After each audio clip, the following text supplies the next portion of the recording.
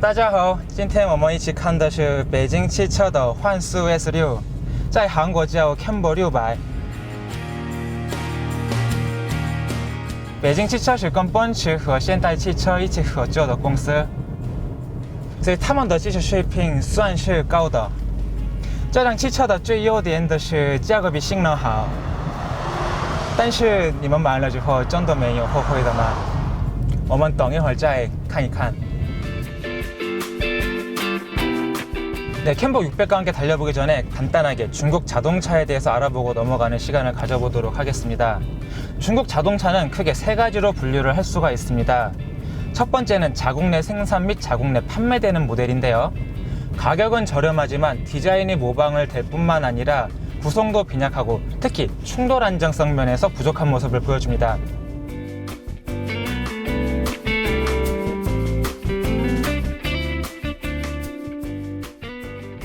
두 번째는 합작회사 모델입니다. 벤츠나 BMW를 비롯해서 현대자동차나 기아자동차도 중국 회사와 함께 합작회사를 설립해 중국에서 자동차를 생산 및 판매를 하고 있습니다. 마지막으로는 현재 캠보 600과 같이 해외 수출 전략 모델인데요. 그동안 축적된 노하우와 기술을 바탕으로 독창적인 디자인과 다양한 구성을 갖추고 있습니다. 특히 안전성 면에서는 해외 모델과 비교될 수 있을 정도로 상당히 발전한 모습을 보여줍니다. 현재 캠보 600의 경우는 전 세계 20여 개국에 수출이 되고 있습니다.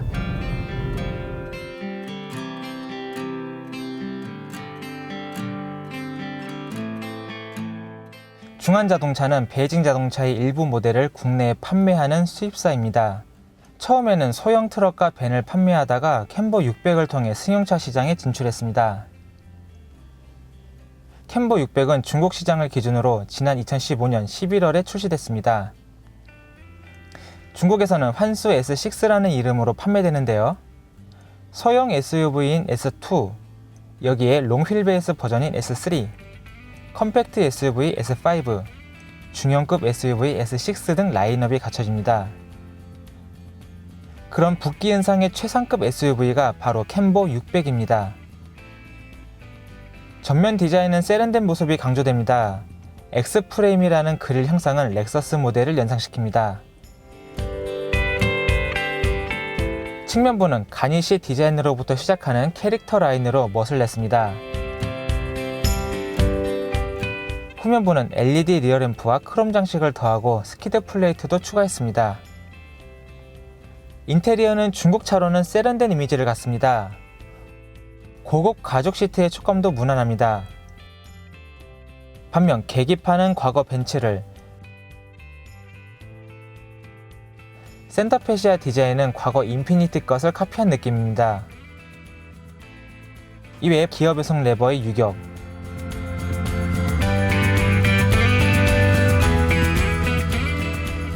불규칙한 재봉선, 스티어링 휠 칼럼 내부가 노출되는 등 마감 품질은 좋지 못합니다. 8인치 인포테인먼트 시스템은 한글화 덕분에 쉽게 사용할 수 있습니다. 반면 후방 카메라는 화질 개선이 필요합니다. 아틀란 맵을 사용하는 내비게이션은 옵션으로 51만원을 추가해 장착할 수 있습니다. 트렁크 공간은 평상시 1063리터, 뒷좌석을 폴딩시켜 2738리터까지 확장할 수 있습니다.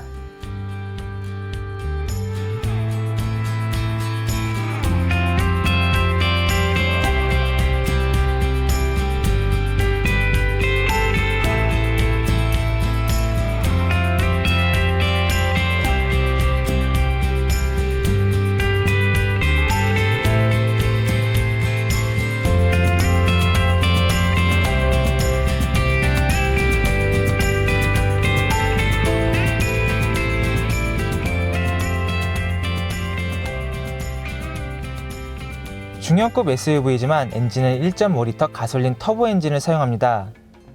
소음과 진동에 취약하기 때문에 상당히 두꺼운 스펀지로 덮어놨네요.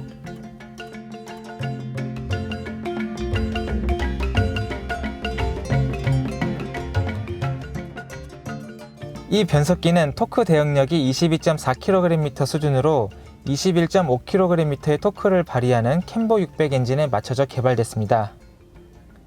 이제 가성비를 앞세운 캠버 600의 주행 완성도를 확인해 보겠습니다.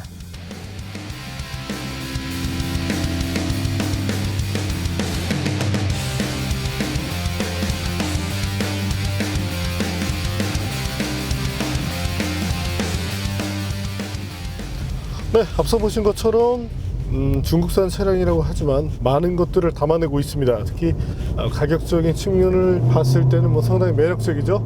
네, 그럼 지금부터 북기은상의 캠버 600과 함께 달려보겠습니다. 지금처럼 가속을 해나가고 있을 때 아무래도 이제 변속기 자체가 CVT로 셋업이 되다 보니까 RPM을 높이 띄운 상태에서 스피드미터만 올려가는 그런 모습이 비춰집니다. 네, 1.5 터보 엔진을 바탕으로 하고 있는데 최고 출력은 147마력, 최대 토크는 21.5kgm로 알려져 있습니다.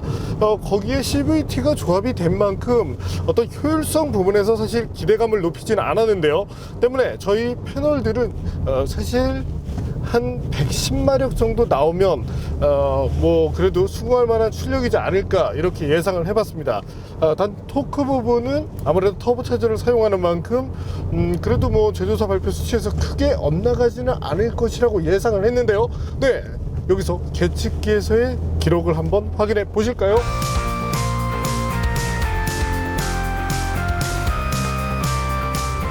현재 보시는 것처럼 최고 출력이 120마력대 중반을 마크해내고 있습니다. 이 정도라면은 뭐 구동 출력 부분에 있어서 그렇게 손실이 많지 않다고 볼 수 있게 되겠네요. 최대 토크 역시도 저희가 예상한 것처럼 20kgm를 전후하는 수준이니까 어떤 기본적인 RPM을 쓰는 상태에서의 효율성 자체는 아쉬움이 없다고 볼 수 있겠습니다. 한 가지 재미난 것은 현재처럼 이제 이 변속 레버를 좌측으로 당겼을 때 매뉴얼 모드로 전환이 되는데 당기자마자 즉각적으로 RPM이 이렇게 반응해 준다는 점이 좋습니다. RPM이 반응한다는 것은 변속기 내부에서도 그만큼 빠른 반응을 보여주고 있다는 얘긴데요. 여기서 잠시 매뉴얼 모드를 한번 사용해 볼까요? 아무래도 디레인지 있을 때보다는 좀 더 힘찬 느낌을 보여줍니다. 또한 시프트 업 그리고 다운. 이때 반응성 부분에서도 큰 아쉬움은 없죠. 단 이제 일상 주행을 했을 때 이 파워트레인에 대한 그런 아쉬움이 좀 나타나는데 정지 상태에서 시속 20km 정도 실제 이제 정체 구간에서 많이 쓰는 영역인데 이때는 차가 좀 답답한 느낌이 있습니다. 아무래도 이제 터보렉이라는 부분에 있어서도 조금은 아쉬움이 생기고 변속기 특성상 아무래도 이 부분에 대한 답답함을 토로하신 소비자분들이 조금 계시지 않을까 이렇게 생각이 됩니다.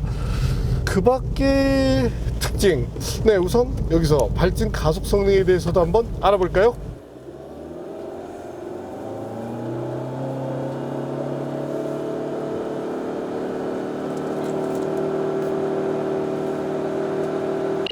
현재 보시는 것처럼 사실 13초 정도의 성적이라면 그렇게 좋지 못합니다. 특히나 아무리 이제 뭐 등치가 있는 SUV라고는 하지만 터보차저 엔진을 사용하기 때문에 어떤 그 앞서 보신 것처럼 수치적인 부분에서 그렇게 처지지 않았는데 실제 이 발진 성능에서는 아쉬움을 보여주게 되네요. 특히나 정지 상태에서 시속 20km 정도를 전후하는 시점에서 차가 주춤하는 그런 모습을 보여주게 되는데 향후에 이런 어떤 저속 구간에서의 반응성을 조금 더 향상시켜주면 좋겠네요. 그 부분을 제외하고 물론 이제 제가속이 들어갔을 때 터보렉 자체가 약간은 길게 느껴지는 그런 경향이 있지만 아무래도 이제 배기량이 적고 여기에 이제 어느 정도의 부스트 압력을 쓰다 보니까 나오는 현상이기 때문에 이런 부분에 대해서는 소비자분들의 타협이 필요하지 않을까 이렇게 생각이 됩니다. 단 이제 저배기량의 엔진을 쓰는 최신 모델들, 그러니까 뭐 아무래도 경쟁사라기보다는 이제 앞서 있는 브랜드들의 최신 모델들과 비교한다면 터보렉 자체를 향후에 좀 줄여나갈 필요는 있겠습니다. 그리고 일상에서 운전을 할 때의 느낌 때는 아무래도 이제 기술이란 부분에서 조금은 차이를 느끼게 해줍니다. 저희 이제 내부적으로 정리한 걸로 보자면 일단 차체 쪽에서 만들어주는 느낌, 그를 통해서 운전자에게 전하는 느낌은 1세대에서 2세대 사이에 있는 산타페 정도의 느낌이라고 생각이 됩니다.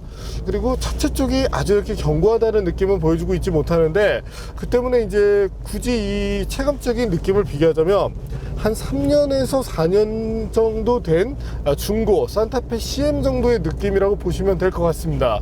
실제 이제 주행하고 있을 때 약간의 잡소리도 좀 들리는데, 아무래도 이제 품질에 대한 부분에 대해서는 중국 브랜드들이 조금 더 신경을 써주면 좋겠네요. 다시 한번 조금 달려볼까요? 스티어링 휠을 돌리면서 코너를 돌아 나갈 때 아무래도 이제 코너링이라든지 이런 퍼포먼스 쪽에 이렇게 비중을 둔 모델은 아니기 때문에 어떤 성능적인 부분에서 눈에 띄는 부분은 크지 않습니다. 좀 아쉬움이라면 스티어링 휠을 돌렸을 때 아무래도 이제 이질감이라는 부분이 존재하고, 특히나 직선 주행을 하고 있을 때 이 보정하는 영역이 상당히 큰 편입니다. 저희가 이제 통상 현대차의 MDPS를 얘기할 때 이제 그런 단점들을 지속적으로 어필을 해왔는데, 그 단점이 조금 더 많이 드러나죠. 심지어는 이제 쌍용차의 어떤 이 전자식 스티어링 시스템을 보게 되면 현대차보다도 월등히 떨어지는데, 그 쌍용차보다도 한 차원 떨어지는 것이 현재 이 캠버 600의 시스템이라고 볼 수 있겠습니다. 앞서 말씀드린 것처럼 이제 코너링 부분에서는 어느 정도 한계를 가져가게 되는데, 그 이유 중에 하나는 타이어입니다. 타이어는 금호 타이어에 이제 KL21 패턴이 사용되고 있는데, 중국 공장에서 만들고 아무래도 내구를 지향하는 타이어이다 보니까 퍼포먼스적인 부분에서는 소폭 아쉬움이 있는 것이 사실이네요. 하지만 이제 기술적인 부분에 있어서 아직은 중국차가 시작하는 단계이기 때문에 그런 점들을 감안해서 현 시점 이런 것들을 본다면 향후에 어떤 좀 기대를 좀 해볼 만하지 않을까, 이렇게 생각이 되네요. 코너링 속도 자체는 높지 않은데 아무래도 이제 서스펜션 세팅을 꼽을 수가 있을 것 같습니다. 서스펜션의 세팅 자체는 저속 구간에서는 조금 하드하게 살짝 튀는 듯한 이런 느낌을 보여주고, 오히려 이제 어느 정도 속도가 올라가면서 승차감을 비롯해서 성능 쪽에서 조금 완화된 이런 모습을 보여주게 되는데, 현대차도 사실 그 서스펜션을 컴포트 중심에서 조금은 이제 밸런스를 맞춰 오는 가운데 이와 같은 실수를 했던 적이 있습니다. 산타페 DM 같은 경우도 사실 이제 그런 케이스였고, 그 밖에도 뭐 소나타 제네시스 BH 같은 경우도 이런 류였는데, 오히려 이제 그런 점들을 감안해서 본다면 중국차이긴 하지만 어떤 그 세팅 기술에 있어서는 한 4, 5년 정도 된 국산차와 유사한 정도까지 와 있지는 않은가, 이렇게 생각이 되네요. 어쨌든 이런 세련미 부분에서는 떨어지지만 그래도 일상에서 사용하는 데 있어서 또한 어느 정도의 성능을 조금 구현하는 데 있어서 크게 아쉬움을 주는 그런 하체는 아닙니다. 이번에는 제동력에 대해서 한번 알아볼까요?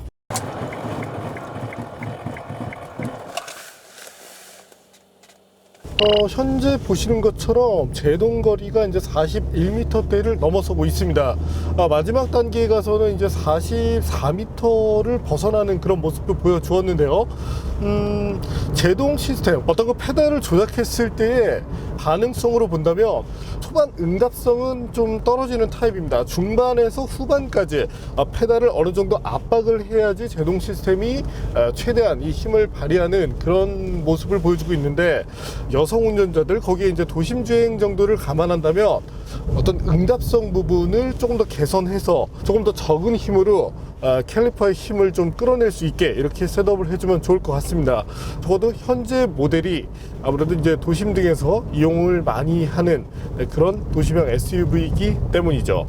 참고로 ESP는 테스트를 시작하면서 별도로 해제를 하지 않았는데요, 별도 해제를 하더라도 다시금 개입하는 모습을 보여주기 때문입니다. 뭐 프랑스 차들, 뭐 르노 삼성 차를 비롯해서 푸조, 시트로엔 같은 경우도 이와 같은 셋업을 사용하고 있는데, 아무래도 이제 조금은 다이나믹하게 달릴 때 제한이 되는 요소이긴 하지만 그래도 큰 아쉬움은 아니죠. 물론 일상에서 이용하는 차라는 점을 감안했을 때 말이죠. 참고로 이 자세 제어 장치가 개입해 올 때 이때의 특성으로 본다면 조금은 이제 초기형 자세 제어 장치의 느낌을 보여줍니다. 실제 이 제어 장치가 작동을 하고 있을 때 어느 정도 이제 소음도 들게 되는데, 현재 같은 경우도 이제 소음이 들어갔을지는 모르겠는데 이 작동하는 이런 특유의 소음이 들려옵니다. 단 이제 그래도 자세 제어 장치가 작동을 할 때 차량 자체를 이렇게 뭐 급작스럽게 컨트롤해서 안전성을 저해시키지는 않기 때문에 이 정도라고 한다면 셋업 부분에서 그래도 뭐 어느 정도의 수준을 충분히 잘 맞췄다고 볼 수 있겠네요.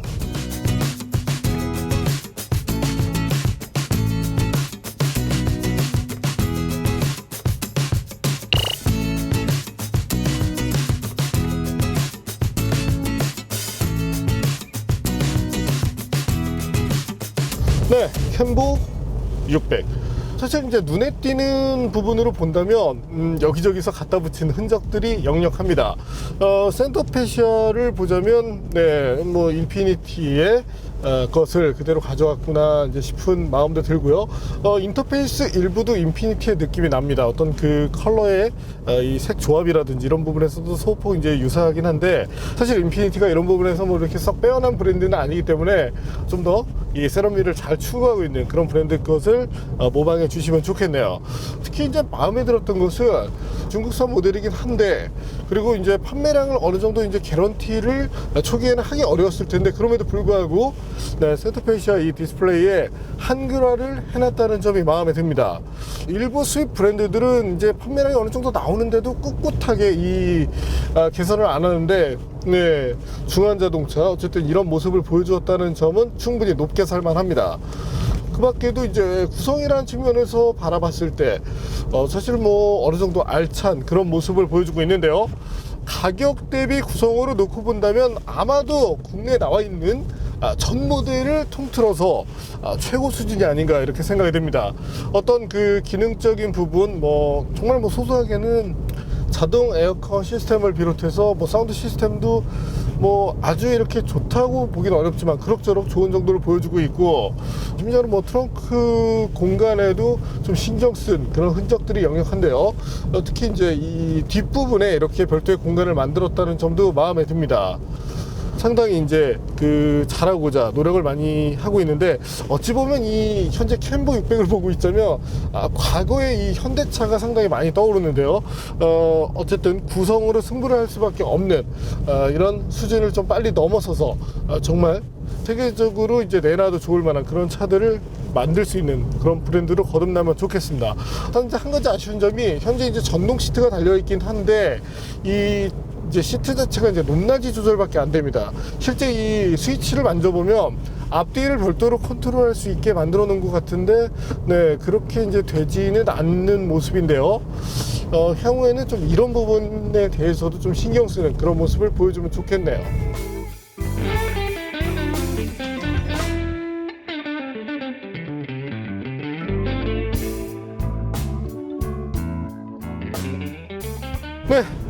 캠보 600. 사실 이 차를 보고 있자면 약간은 위기감이라는 것도 느끼게 됩니다. 차를 개발한 지 얼마 안 되는 그런 회사인데도 불구하고 워낙 기술 제휴를 하고 있는 회사들이 탄탄하기 때문인지 단시간에 생각보다 좋은 차를 만들어냈다고 생각이 됩니다. 물론 현재 기준으로 놓고 본다면 국산차 대비 세대가 한참 처진다라는 느낌은 들지만, 그래도 단시간에 이만큼 올라섰다면 향후에 5년 정도가 지나고 나서는 정말 어느 정도 수준의 차를 만들어낼지 예상하기가 힘들어지네요. 지금 당장 뭐 중국산이니까 실제 이 캠보 600 같은 경우 1호차 고객이 노출되는 것을 꺼려했다고 이렇게 알려져 있는데, 지금 당장은 뭐 사실 뭐 소형 SUV와 비교를 한다면 소형 SUV들보다도 월등히 싸죠. 향후에 어떤 약간의 기술 업그레이드를 통해서 조금 더 소비자들을 잡을 수 있다면, 뭐 꼭 중국산이라고 해서 무시하는 그런 지금 시대는 아니기 때문에 충분히 뭐 향후에 어떤 그 성적을 낼 수 있지 않을까 이렇게 생각이 됩니다. 그래도 뭐 가끔씩 보면은 본인이 쓰고 있는 아이폰, 이것도 중국산이고 그런데도 이제 굳이 이제 무시를 하시려는 분들이 계신데, 네, 시대를 앞서가는 그런 마인드를 가지실 필요가 있겠고요. 어쨌든 아쉬운 부분이 있긴 하지만 적어도 2천만 원 초반이라는 가격을 생각했을 때는 그렇게 나쁘지 않은 차라고 생각이 되네요. 네, 마지막으로 캠보 600의 주행 연비에 대해서도 한번 알아볼까요?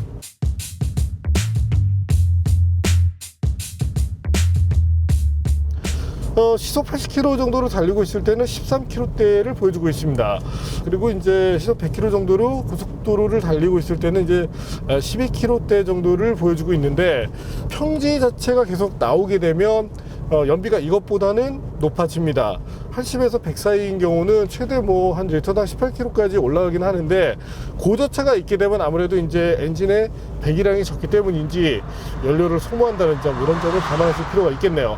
시내 주행의 경우도 이제 뭐 리터당 한 8에서 9 정도를 보여주니까 가솔린 SUV 치고는 나쁘지 않은데, 가감속 구간이 많아질수록 네, 연비가 좀 크게 떨어질 수 있다는 점에서는 참고를 해주실 필요가 있겠네요. 네, 어쨌든 전반적으로 가솔린 SUV, 특히나 산타페와 수치를 비교했을 때 비슷한데, 그런 점들을 감안했을 때는 분명히 나쁘지 않습니다.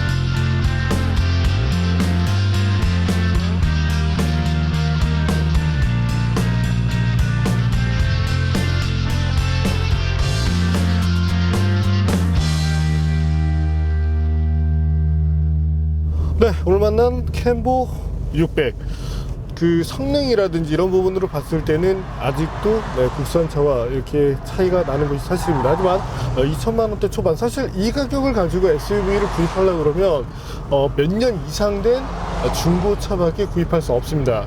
그렇다고 해서 차의 구성이라든지 이런 게 떨어지지는 않기 때문에 물론 이제 저속 구간에서의 약간 답답함이 있지만 이런 부분, 또한 이제 소음이라는 부분에서 조금은 아쉬움을 주게 되는데, 아무래도 이제 방음이라는 부분에 신경을 쓰고자 했지만 원천 기술에서는 소폭 부족한 모습이 있기 때문에 이런 약점이 비춰진다고 생각이 되는데요. 단 이제 차량의 가용 시간이 많지 않고 어떤 가성비를 추구하는 입장에서 본다면 캠보 600은 충분히 가치 있는 SUV로 자리매김할 수 있지 않을까, 이렇게 생각이 됩니다. 정말 중국차, 예전에 정말 그 짝퉁의 짝퉁 같은 그런 모델들이 많았는데, 물론 그렇다고 해서 지금도 이제 뭐 카피를 흔적들이 많긴 하지만 적어도 차량 자체로서의 본질적 가치에서는 어느 정도 네, 이 궤도에 올라선 것이 바로 현세대 중국차들이 아닌가, 이렇게 생각이 됩니다. 캠보 600 충분히 뭐 가치를 갖고 있다고 생각이 되고요. 아울러 이제 국내 브랜드들, 국산 소형 SUV들의 경우가 이제 가격이 사실 많이 비쌉니다. 풀옵션으로 갔다고 해서 현재 모델보다 더 낫다라고 보기도 힘든데요. 그럼에도 불구하고 한 500만 원 이상씩 비싼데, 어떤 이 합리적인 가격을 통해서 소비자들이 조금 더 선택할 수 있는 폭을 넓혀주면 좋겠네요. 네, 오늘은 정말 많은 것을 느끼게 한 붓기 현상의 캠버 600을 만나봤습니다.